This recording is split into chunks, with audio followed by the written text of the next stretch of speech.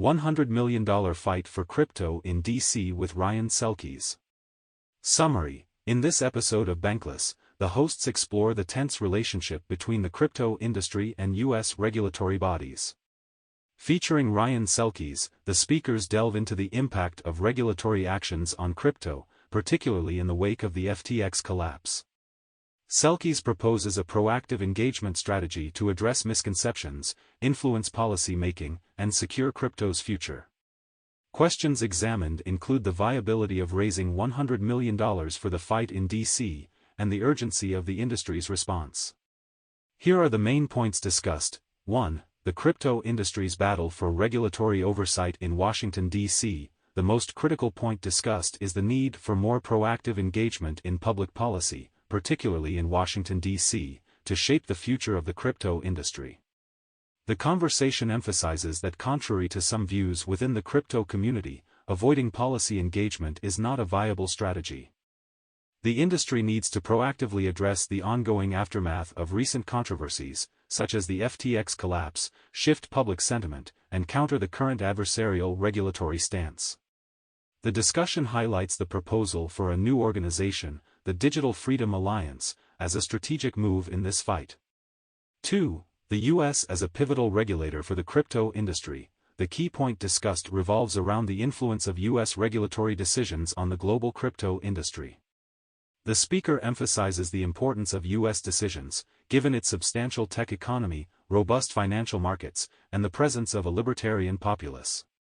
Their argument suggests that the U.S. regulatory approach to cryptocurrencies could either hinder or facilitate the growth of the crypto market, potentially creating a 2x difference in market size. Furthermore, they posit that the U.S. regulatory model will significantly shape global crypto regulation due to its influential position. 3. Strong advocacy and unified messaging, essential strategies for advancing crypto in the U.S. The podcast discusses the need for concerted lobbying and advocacy efforts for the advancement of the cryptocurrency industry in the U.S. The speaker, identified as Ryan Selkis, proposes a detailed strategy which involves a focus on education, messaging, litigation finance, and campaign finance. Selkis highlights the necessity for the crypto industry to maintain a clear, unified message regarding its importance to American competitiveness, tech innovation, and financial stability. He also emphasizes the need to elect pro-crypto policymakers. 4. Advocacy for greater decentralization and crypto literacy essential for crypto industry's progress. The key discussion revolves around the necessity for more strategic, decentralized, and informed advocacy for the cryptocurrency industry in political and regulatory spheres. The dialogue emphasizes the need to learn from past industry players, champion honest actors, foster a clearer understanding of the political landscape, and resist any tarnishing of the crypto brand. Importantly, a call to action is made for rallying around core truths that unify different players within the crypto space and a more savvy narrative development aimed at educating regulators and lawmakers on the benefits and legitimate use cases of cryptocurrencies. 5. Strategic advocacy and funding essential to influence crypto-friendly legislation. The podcast discusses the importance of strategic advocacy and significant funding for political initiatives to favorably influence crypto regulation. Key points include the role of groups like the Digital Freedom Alliance in coordinating political activity and shaping public sentiment, using funds to support pro-crypto lawmakers, and encouraging industry executives and investors to invest in this cause. The speaker likens the $100 million investment to an insurance policy against regulatory risks, asserting that it could potentially double the market cap by creating a more crypto-friendly U.S. environment. 6. Urgent call to action. Crypto industry needs to unify and advocate for regulatory clarity. The primary discussion revolves around the pressing need for the cryptocurrency industry to consolidate its efforts and advocate for clearer regulations. The speaker emphasizes the importance of engaging with policymakers to ensure diverse interests within the industry are represented. The failure of previous attempts, like FTX's approach, underscores the necessity of a more transparent, community-based strategy. They highlight the importance of serious investment into crypto policy advocacy, with a call to triple the current funding.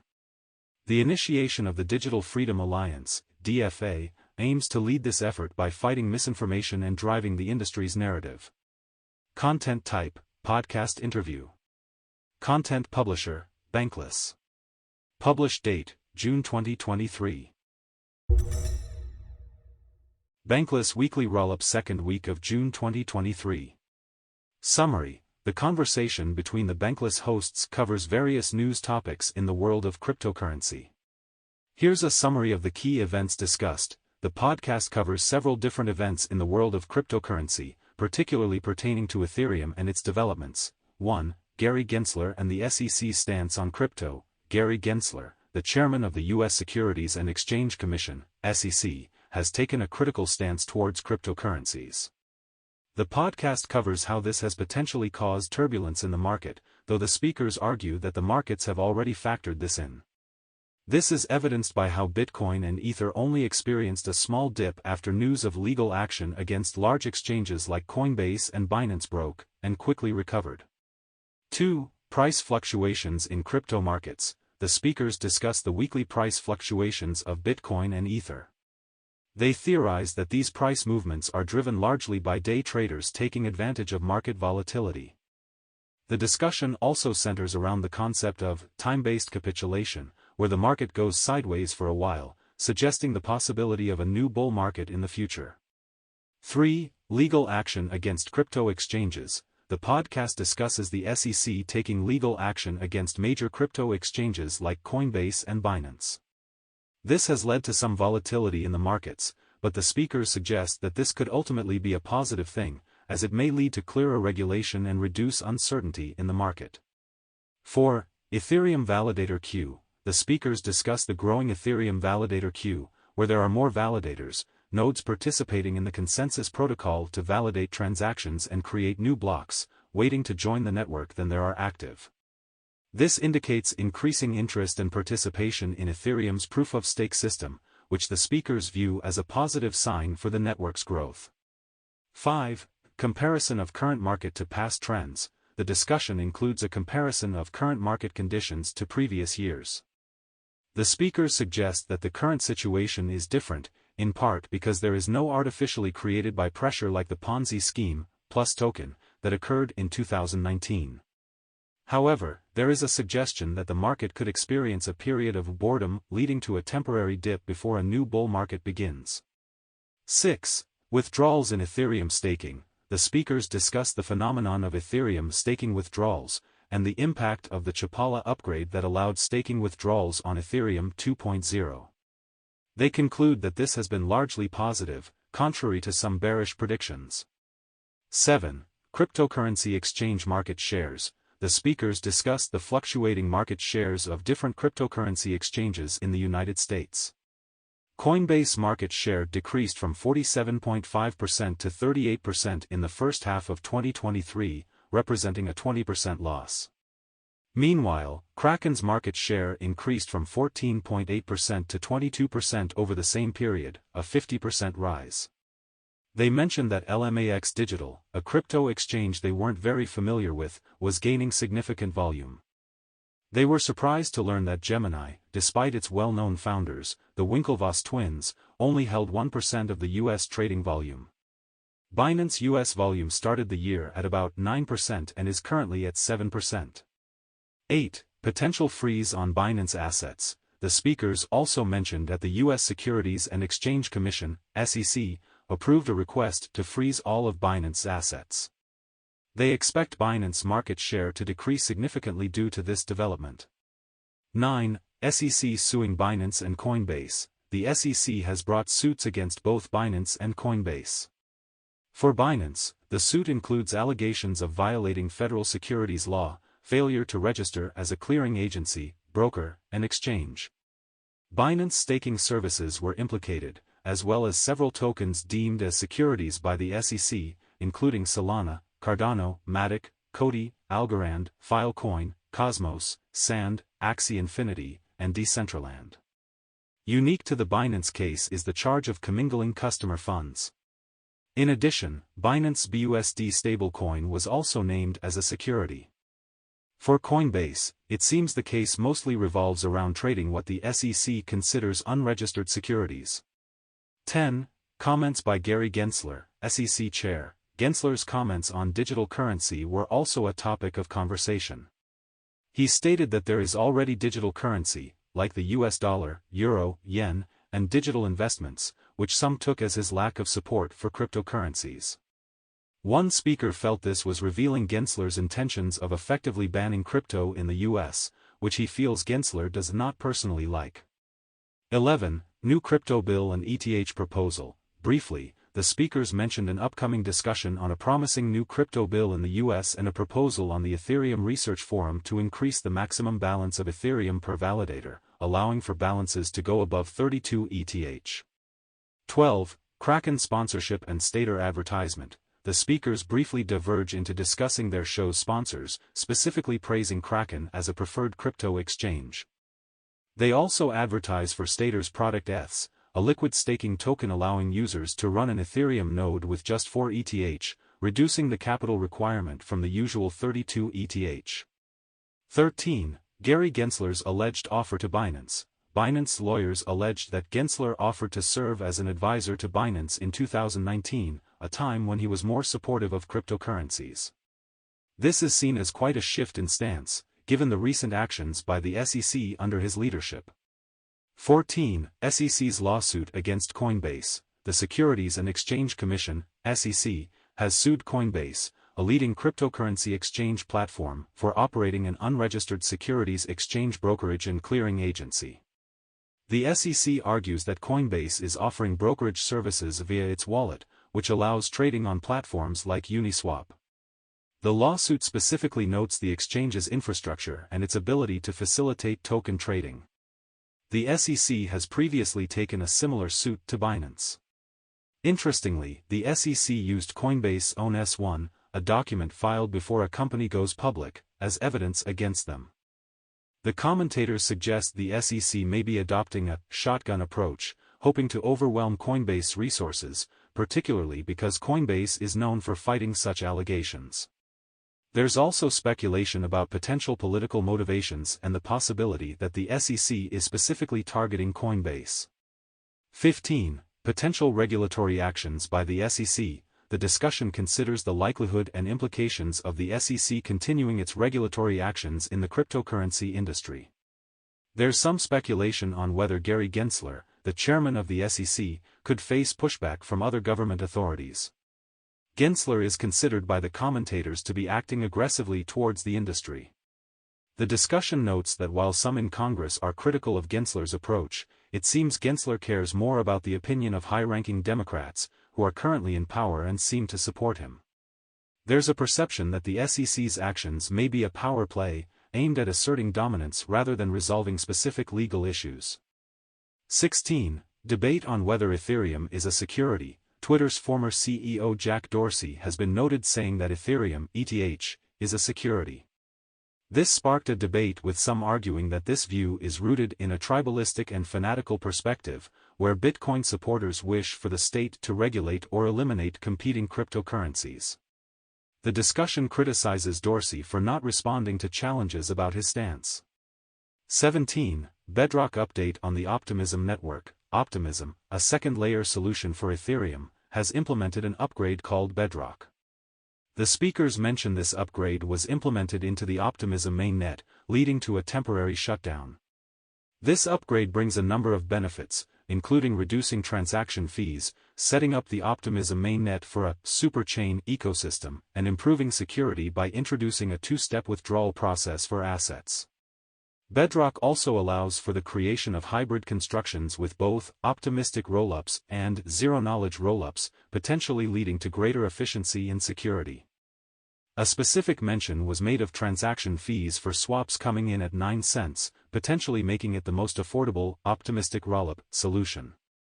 18. Gas issues on the Arbitrum network. Arbitrum, another Layer 2 scaling solution for Ethereum, ran out of gas, which led to a temporary halt of deploying its transactions to the Ethereum main layer. This is not indicative of a problem with the Arbitrum chain itself, which continued to operate normally. The issue occurred because there was a bug on the sequencer side that caused the automated process that normally refills the address with Ether for gas to malfunction. The issue was subsequently fixed. 19. Ethereum validator proposal. This part of the conversation focuses on a proposal by Mike Nutter to change how Ethereum staking works. Currently, each validator requires exactly 32 ETH.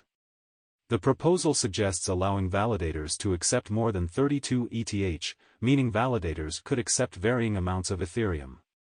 This change would reduce the total number of validators needed and lessen the load on the peer-to-peer layer, potentially improving network stability and resilience.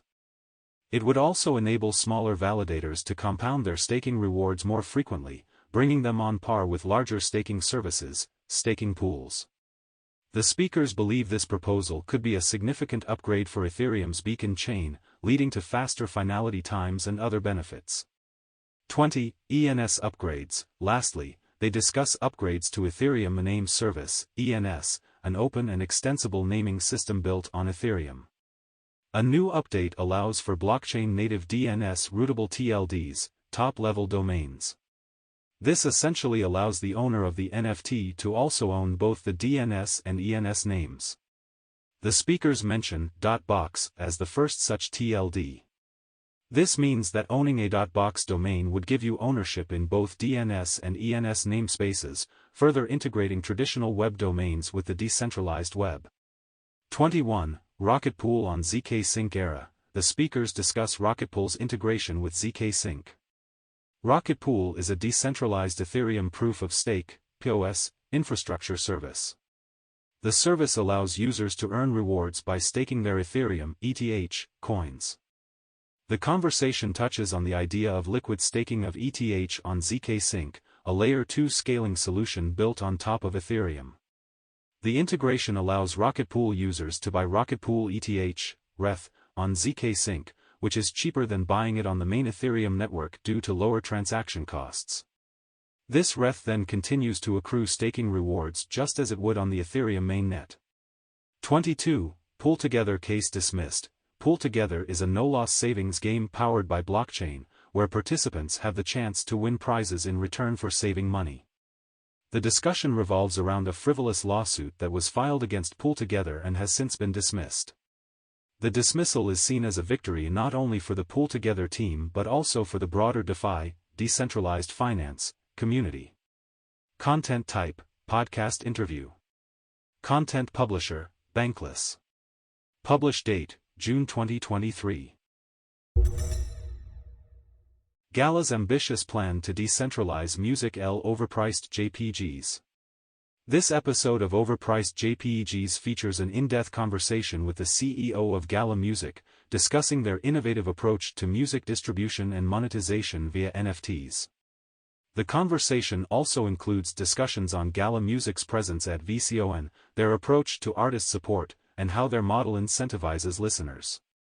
Here are the main points discussed. Summary. 1. Gala Music pushes for decentralized music ownership model, creates interactive spaces for artists and fans. Overview. The key discussion revolves around Gala Music, a blockchain platform facilitating music ownership in a decentralized manner. The interviewee, the CEO of Gala Music, explains the system. Artists can release limited editions of their tracks, which are bought by fans or node runners. These nodes act as the distribution platforms for the songs. When the songs are played, revenue is shared among all node owners. Additionally, listeners are incentivized to engage with the platform due to unique content and rewards. The ecosystem aims to be beneficial to artists, owners, and listeners alike. 2. Creating a decentralized ecosystem for artists and listeners through tokens. In this conversation, a new platform called Gala Music is discussed, which aims to provide a more rewarding environment for musicians and their fans through the use of Web3 technologies. It functions by distributing tokens to node and track owners based on activity on the platform, allowing them to benefit from the revenue generated. Crucially, the success of this platform is dependent on attracting both listeners and artists, thus creating a vibrant ecosystem where all participants are incentivized. Big artists, such as Snoop Dogg and Kings of Leon, have been drawn to this platform due to its potential for greater creative freedom and financial gain. 3. Gala Music empowers artists with upfront earnings and residual income from song ownership. The primary point of discussion revolves around Gala Music, a platform that seems to provide a distinct revenue model for artists. Unlike traditional streaming platforms that pay artists fractions of pennies per stream, Gala Music allows artists to make money upfront by selling their tracks, while also benefiting from residual income from song ownership. The model, however, requires an artist to have a strong fan base for success, positioning them as fan-dependent rather than just independent. It emphasizes a win-win strategy, benefiting artists, track owners, and listeners. Fourth, decentralized music platform self-corrects as token price drops, keeping node operators engaged. The key point discussed revolves around the impact of a potential crash in the token value on a decentralized music platform, where node operators are the primary stakeholders of the token. Despite an initial exodus of operators due to the lowered value, the system self-adjusts as fewer nodes mean higher profits for those who remain.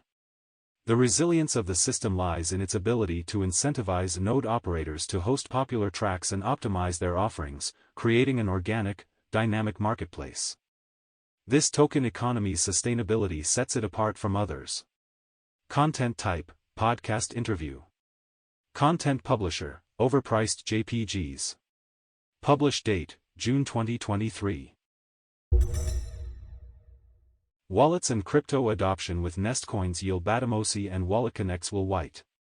Summary: in today's episode of The Flip, the hosts are joined by Yiel Badamosi, the co-founder and CEO of Nestcoin, and Will White, the COO of WalletConnect, to talk about a critical piece of crypto infrastructure, wallets. Here are the main points discussed. 1. Crypto at Scale discusses the importance and challenges of non-custodial wallets in promoting decentralized finance. The most crucial point in the discussion revolves around the significance of non-custodial wallets in fostering the growth and accessibility of decentralized finance, particularly in Africa. The speakers discussed the pros and cons of non-custodial wallets, highlighting how they offer users full control over their private keys, reducing reliance on centralized exchanges. However, they also acknowledged the user experience challenges, like complexity of handling seed phrases. The aim is to improve the usability and accessibility of such wallets to onboard more users onto decentralized platforms. 2. Focusing on usability and accessibility to drive on-chain finance adoption, the podcast revolves around the necessity of improving user experience and accessibility to drive mainstream adoption of on-chain finance. The speaker references Tesla as an example of a product that gained popularity due to its quality, not just for its environmental benefits. They express a desire to make the use of on-chain finance as easy and intuitive as traditional financial applications, envisioning a future where even a teenager in Africa might use their platform, on board, before getting a traditional bank account. They emphasize the importance of first principles thinking in building solutions to make blockchain technology more widely accessible and understood. 3. Emphasis on Africa's potential in the crypto ecosystem and future innovations. The discussion primarily revolved around Africa's involvement and potential in the crypto ecosystem. A key point highlighted was the opportunity for Africans not just to use, but contribute to, blockchain products, thereby changing the narrative around Africa's role in the crypto industry. WalletConnect's plan to release a V2 to provide data on regional usage and drive innovation was also discussed.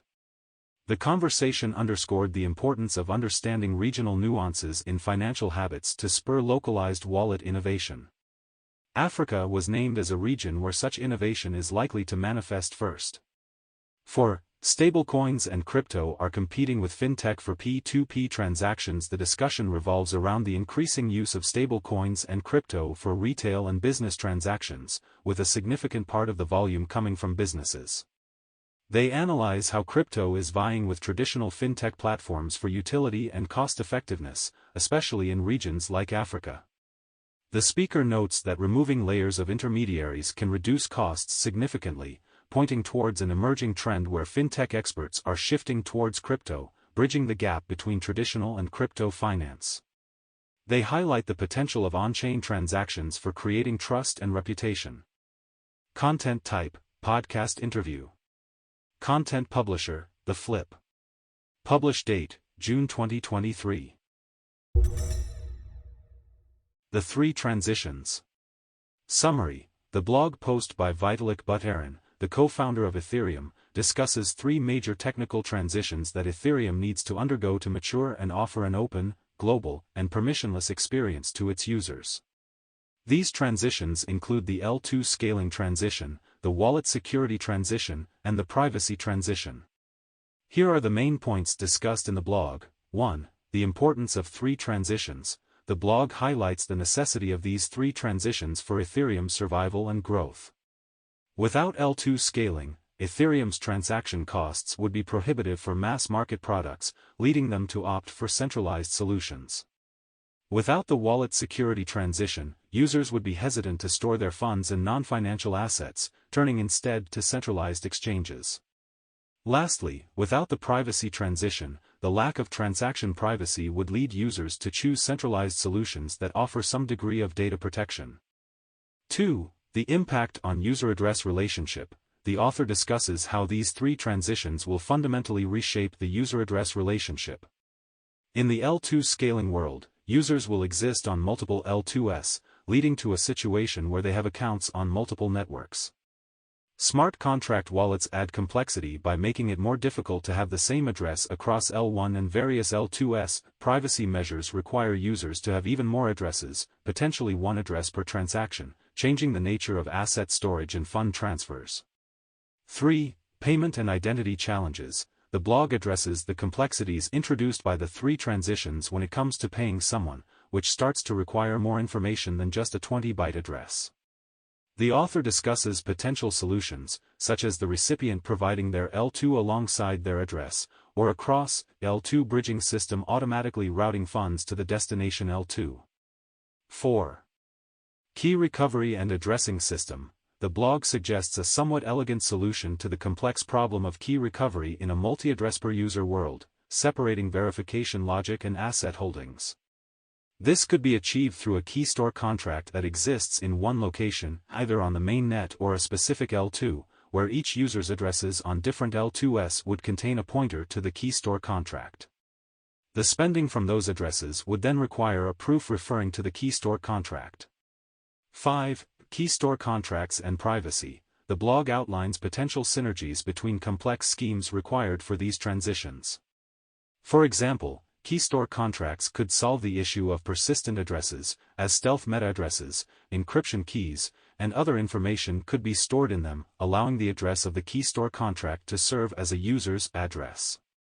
These contracts could also help improve privacy by encrypting the pointer and performing proofs inside ZKS and RKS. 6. Secondary infrastructure and gas fees. The first part of the blog discusses the cost of using ENS due to the associated Ethereum transaction fees, gas fees. The author notes that registering an ENS domain, like Zazalu.eth, costs a significant amount due to these fees. They warn that another bull market could cause these fees to increase significantly, making ENS usage expensive, particularly for use cases such as decentralized social media, which demand almost free registration. The author suggests a need for ENS to work on Layer 2, L2, to make it more affordable and efficient. 7. ENS on L2 and CCIP standard. The second part discusses the introduction of ENS on Layer 2. The implementation of ERC 3668, also known as the Cross-Chain Interoperability Protocol or CCIP standard, and in CIP 10 enable ENS subdomains to be verified on any L2. This system requires setting up a smart contract that describes a method for verifying proofs of data on L2.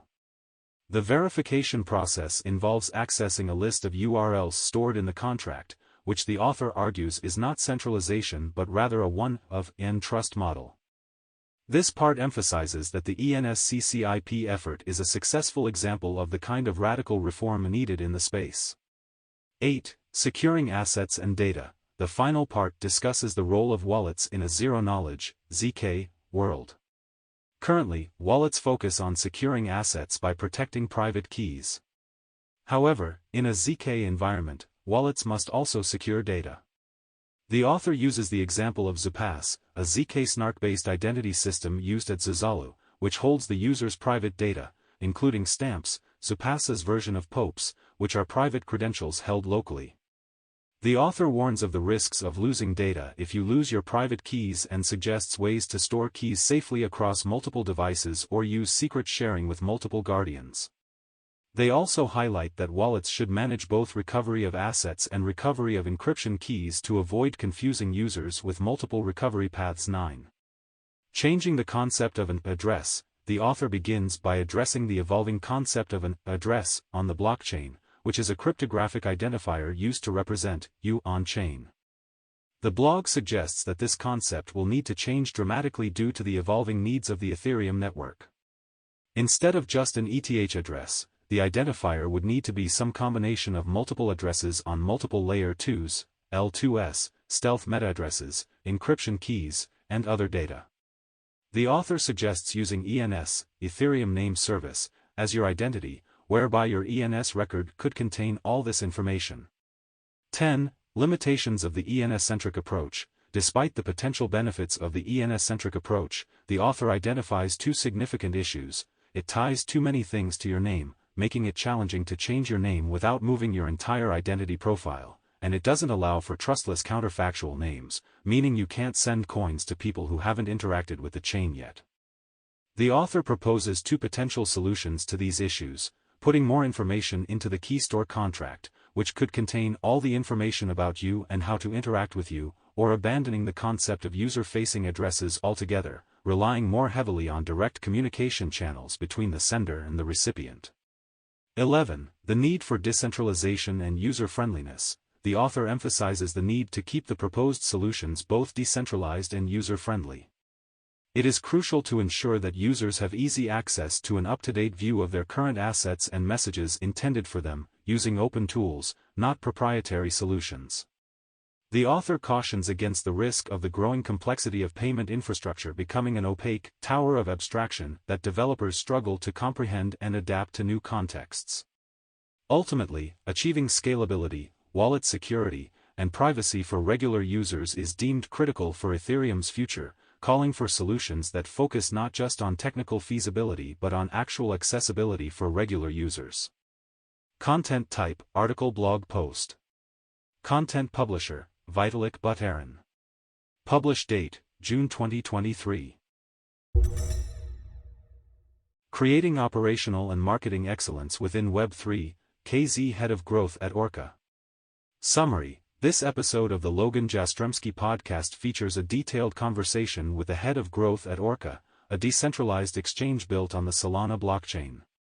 The conversation delves into her role as head of growth, which includes driving community engagement, orchestrating business development, boosting brand presence, and fostering people's growth within the team.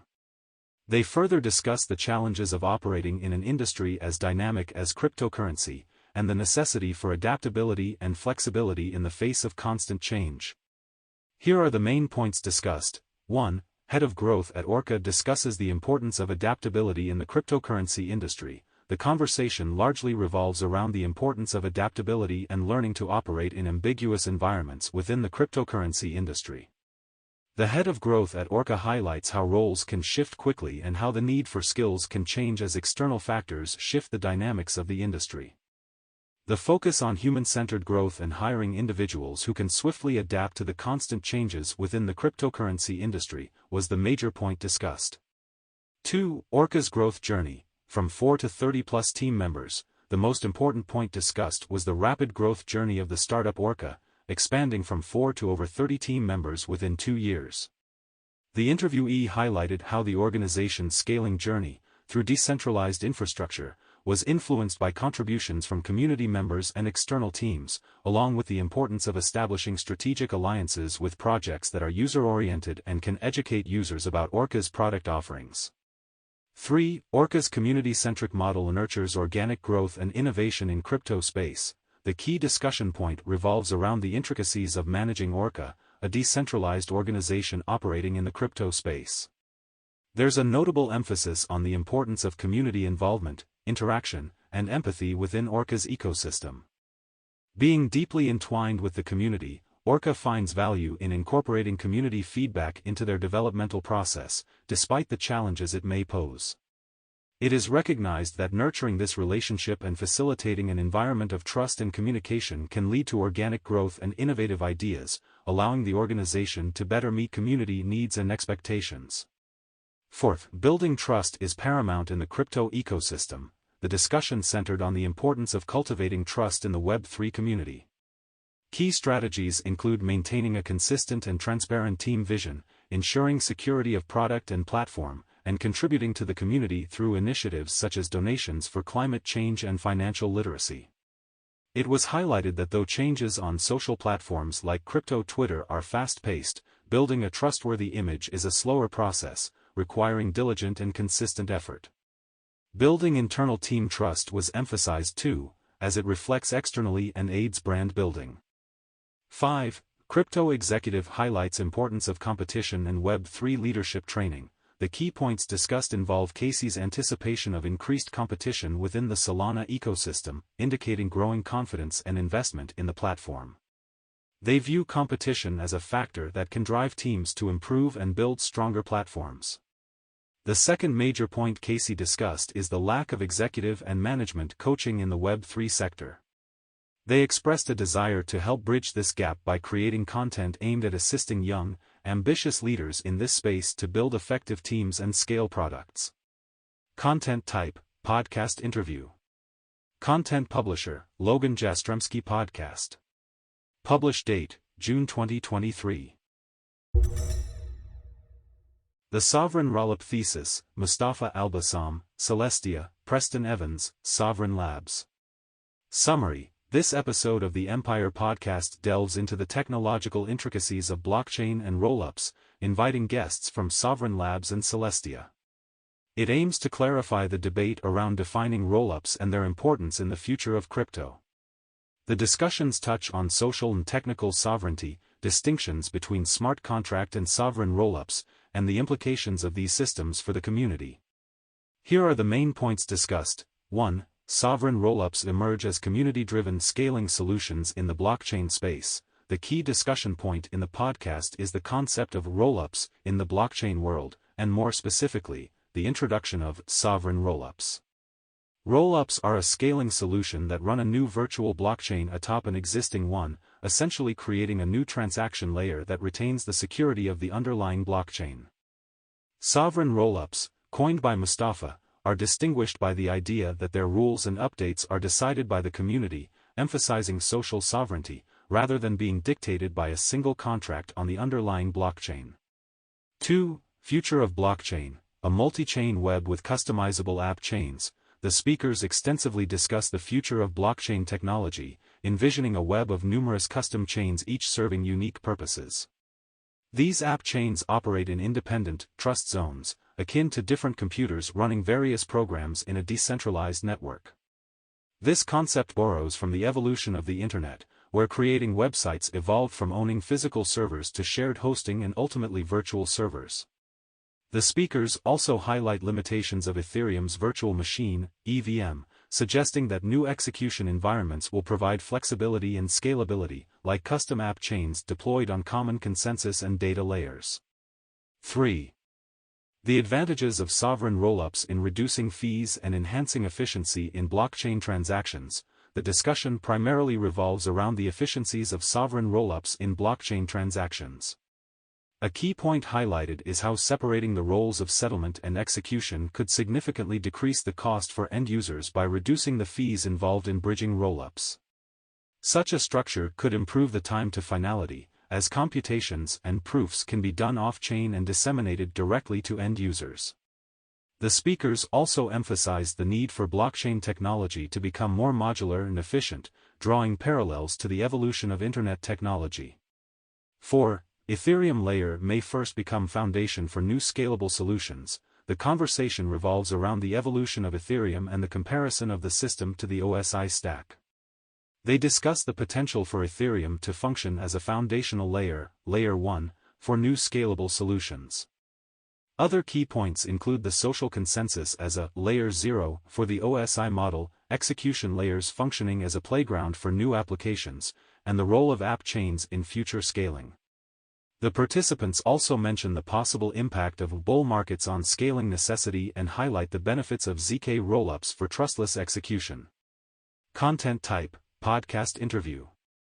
Content publisher, Blockworks. Publish date, June 2023. The Chopping Block, has the SEC lost credibility? Summary: this episode of the Chopping Block podcast delves into the SEC's lawsuits against crypto giants Binance and Coinbase, dissecting potential securities law violations, market reactions, and industry implications. It critiques the SEC's regulation by enforcement approach and explores the forecasted legislative developments in the U.S. crypto market structure. Here are the main points discussed. 1. SEC files major lawsuits against Binance and Coinbase amidst a broadened assault on the crypto industry. The podcast reveals a significant discussion on the lawsuits filed by the U.S. Securities and Exchange Commission, SEC, against major crypto exchanges Binance and Coinbase. The lawsuits allege that these platforms engaged in a web of deception to evade U.S. laws, marking a drastic escalation in the SEC's enforcement efforts against the crypto industry. The agency claimed multiple tokens are securities, a characterization that could have wide-ranging implications for their trade and distribution. The experts also discuss allegations of market manipulation, executive turnover, and lack of control over key operations. 2. SEC targets big players in crypto, examining implications and responses. Key point: the discussion revolves around the Securities and Exchange Commission, SEC, lawsuit against major crypto exchanges like Binance and Coinbase for potential securities law violations. The speakers agree that while the lawsuit's impact on these platforms might be significant, customer exodus is not evident as users are more concerned about immediate solvency risks than regulatory issues. They also discuss the varying responses from exchanges, questioning the strategic wisdom of certain reactions. This case highlights the evolving regulatory landscape for cryptocurrencies and its potential implications for the global market. 3. SEC's accusations against Coinbase and crypto industry may fast-track regulatory legislation. The discussion primarily focuses on the recent lawsuit by the U.S. Securities and Exchange Commission, SEC, against Coinbase, alleging it's running an unlicensed securities exchange. While the immediate impact was a drop in Coinbase stock value, the market rebounded as the crypto community realized the lawsuit might not be as disastrous as feared. The panelists believe that the SEC's approach, deemed as trying to kill the crypto industry, may backfire. They speculate it may expedite the creation of legislation to establish long-term solutions and rules for the cryptocurrency industry.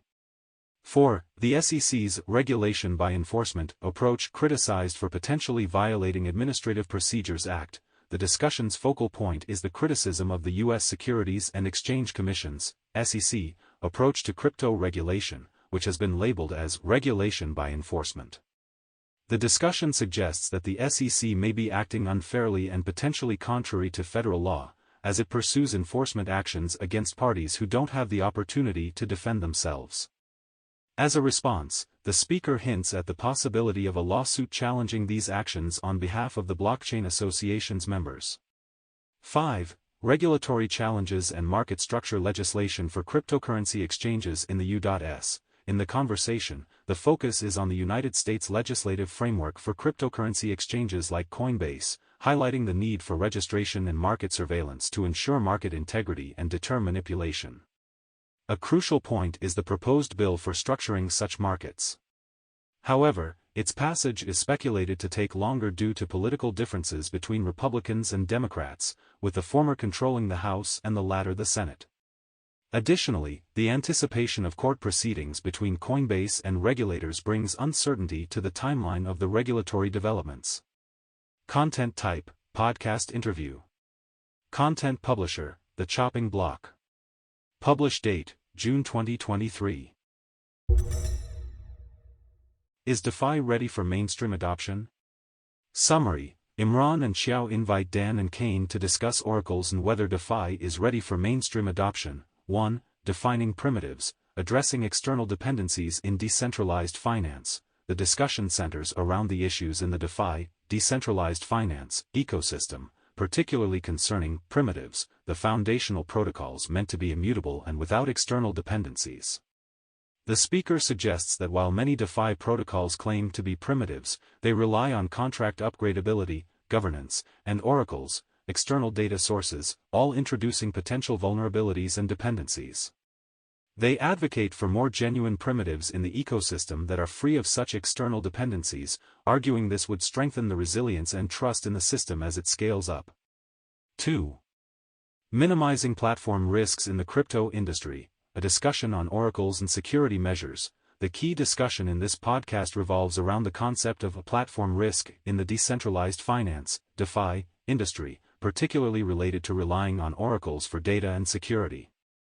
The speakers discuss how current practices often expose entire systems to risk should an oracle fail or if one asset within a pool fails.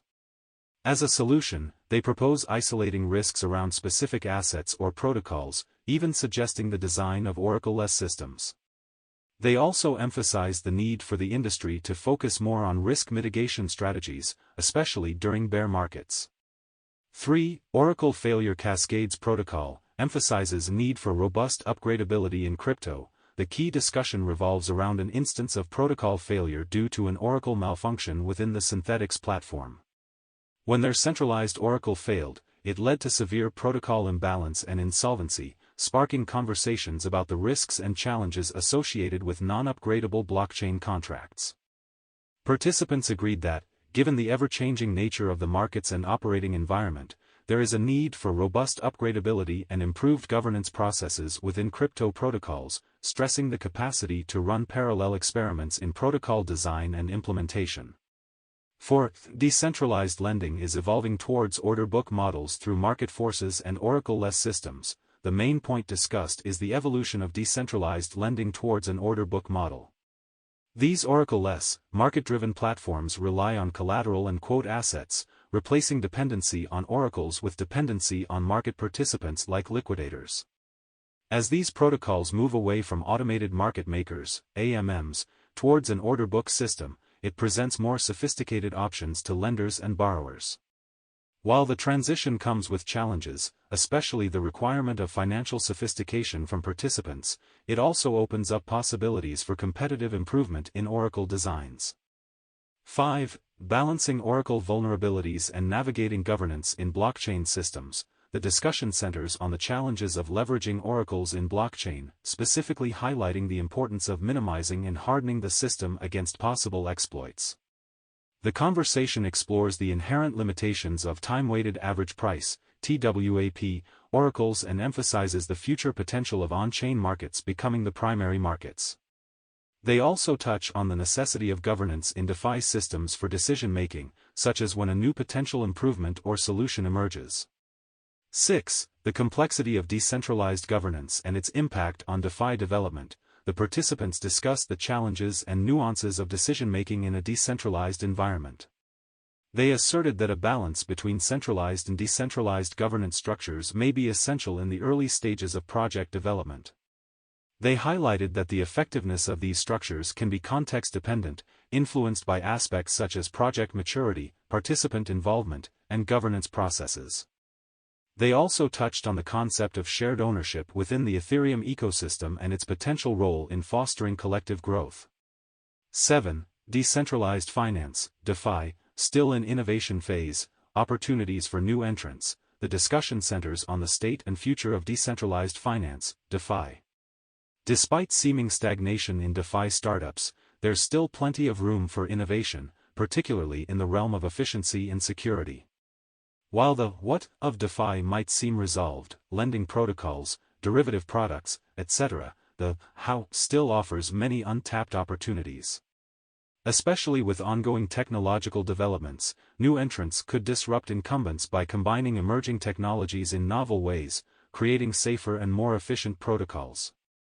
It's also emphasized that startup founders should take security seriously from day one and leverage bear market periods to be more methodical in their approach. 8. Liquidity and governance challenges for crypto assets and decentralized finance. DeFi. The conversation centered on the intricacies of using super liquid assets as collaterals in DeFi platforms and the challenges involved in using illiquid assets like NFTs.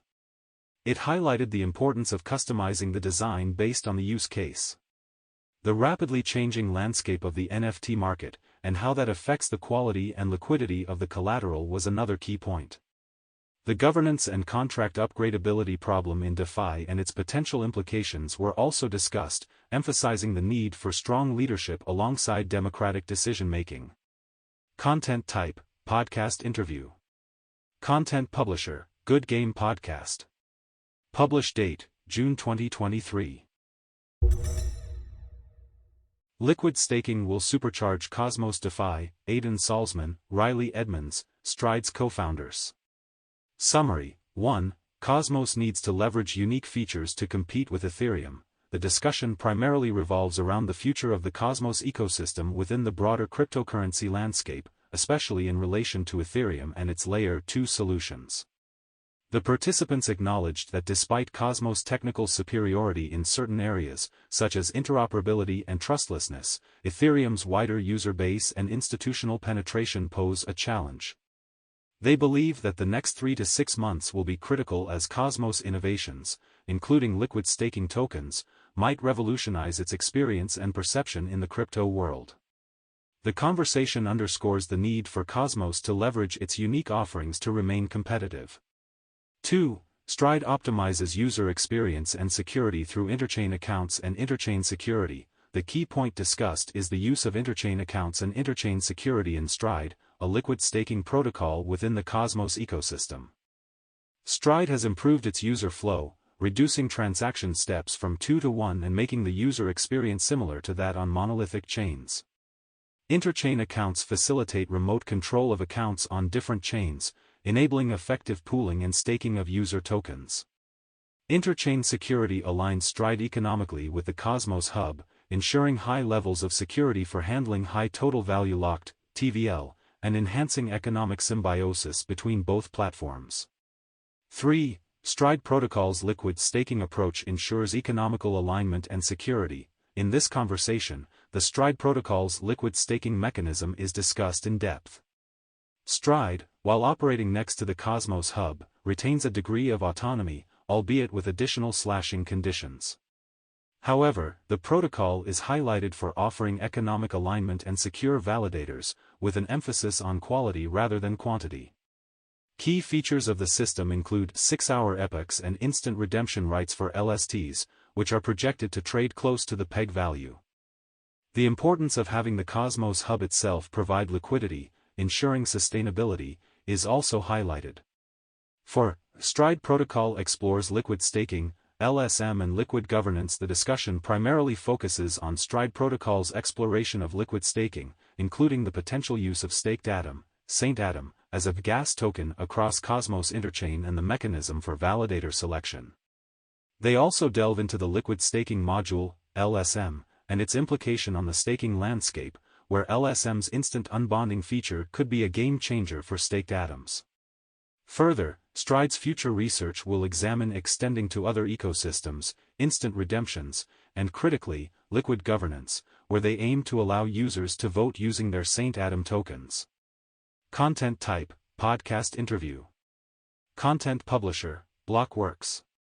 Publish date, June 2023.